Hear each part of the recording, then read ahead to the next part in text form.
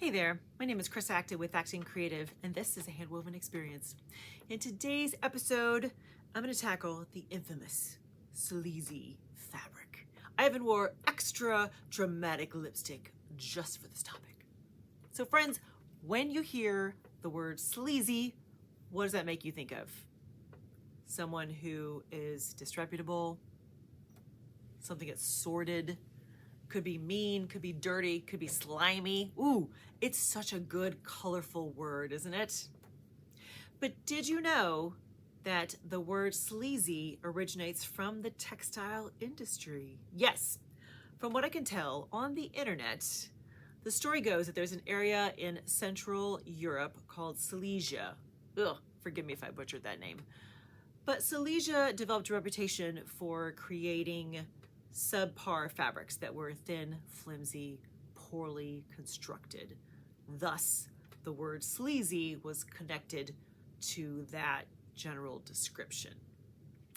And these days, it's much more common to hear someone say a person or a situation is sleazy, but it still holds true that you can have sleazy fabric. And as weavers, we should know how to identify it and what to do when that happens. So let me give you my example. So a few years back, I was developing a project for a weave along. And as I did my very first sample for my undulating twill, well, the sleaziness appeared. Let's look at this, shall we? Here's my little swatch. And I mean little swatch because after about 2 inches, the writing was on the wall. This was not going to be great fabric. I was going to be missing the boat. I need to rethink this. But this section here has a very sleazy quality to it. And here's what that means. Let's see if I can get my fingers in there so I can show you. First of all, it has almost kind of a slinky-ish quality to it. It's much stretchier than it ever should be. And it's just not going to hold together very well. It's just not great. Now, let me be clear. You see, this is all the weft yarns that you see on the top here. You can still have fabric that is mostly weft yarns and isn't sleazy. It's all about how it's constructed. Is it going to hold up? Is it going to be sturdy? This is not. Not at all. So when you find yourself in a situation where you need to fix your sleazy fabric, here's my big recommendation, is to rethink the ratios. In this sample, these are my warp yarns going up and down, and these are my weft yarns going back and forth.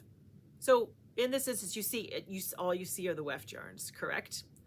So my approach to this was to take my warp yarns that are going this way and tighten them up, change how close together they were, make them closer together so that then the weft yarns would spread out a little bit more, creating a much more balanced fabric. Let me show you what I ended up with, and we can kind of compare the two then. Here, this is what we ended up with. Now, keep in mind, the final result here has been through the washer and dryer. So it's also gone through that process of tightening up.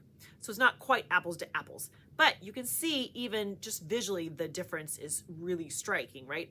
The final version that we have here is constructed much better.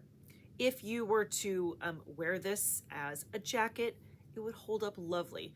If you were to wear this as a jacket, you would poke an elbow right through there because it is just not a balanced weave. It's not constructed in a sturdy fashion at all.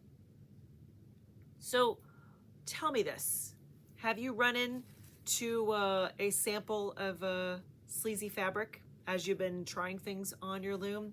Have you had something that's just kind of wonky and flimsy and doesn't feel right? That's sleazy fabric, my friend. And the best approach is just to change the ratios, tweak something. Can you use a bigger or smaller weft yarn? Is it that easy of it to fix? Or do you need to go back and tighten up or make the spacing broader in your set, which is the spacing between your warp yarns? Try a couple things to see if you can't get that fabric to be just sturdier and to hold its own, so it's not gonna feel flimsy and unbalanced. We don't love that. So friends, in the comments, tell me, have you encountered your own sleazy fabric? And what did you do to fix it? I'm very curious. I've only had it happen a couple times for me, so I'm always interested to hear what happened with you and how you remedied your sleazy fabric. This is a fun one, wasn't it? I love hearing the history of words that we use all the time and discovering that it comes back to the textile industry. Isn't that amazing? Weavers are just so cool. All right, friends. Let me know about your own sleazy fabric story. Have a great week. Happy weaving.